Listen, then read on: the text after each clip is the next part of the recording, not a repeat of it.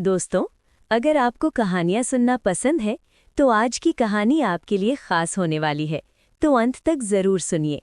गांव के किनारे एक छोटी सी टूटी फूटी झोपड़ी में राधा अपनी बूढ़ी माँ के साथ रहती थी। गरीबी इतनी थी कि कभी कभी 2 वक्त की रोटी भी मुश्किल से मिलती थी, लेकिन राधा के चेहरे पर हमेशा एक अजीब सी शांति रहती थी।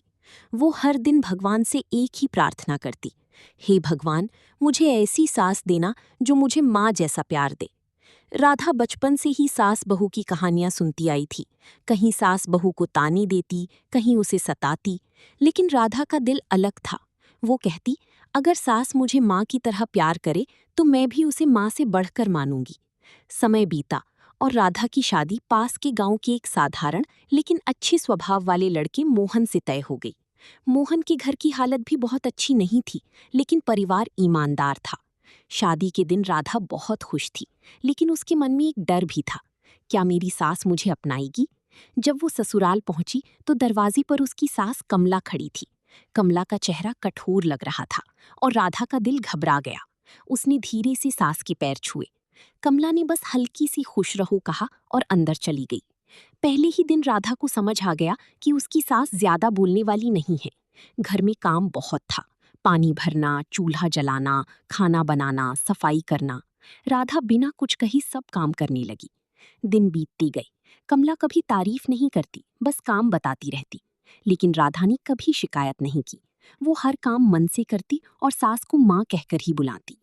एक दिन पड़ोस की औरत ने राधा से पूछा, तुम्हारी सास तो बहुत सख्त लगती है, तुम्हें डर नहीं लगता? राधा मुस्कुराकर बोली, नहीं, वो मेरी माँ जैसी हैं, बस थोड़ा समय लगेगा। उसकी ये बात कमला ने अनजाने में सुन ली। वो चुप रही, लेकिन उसके दिल में कुछ हलचल हुई। एक रात कमला को तेज बुखार हो गया। घर में कोई दवा नहीं थी, मोहन शहर गया हुआ था। राधा पूरी रात जागकर सास की सिर पर पानी की पट्टियां रखती रही। वो बार बार भगवान से प्रार्थना करती, मेरी माँ को ठीक कर दो। कमला आधी रात को जागी तो उसने देखा कि राधा उसकी सेवा कर रही है और उसकी आंखों में आंसू हैं।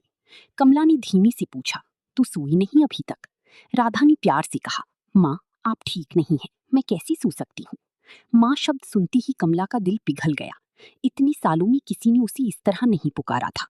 अगले दिन जब मोहन आया तो उसने देखा कि राधा थकी हुई है, लेकिन उसके चेहरे पर संतोष है। कमला अब पहली जैसी नहीं रही थी। वो राधा को ध्यान से देखने लगी।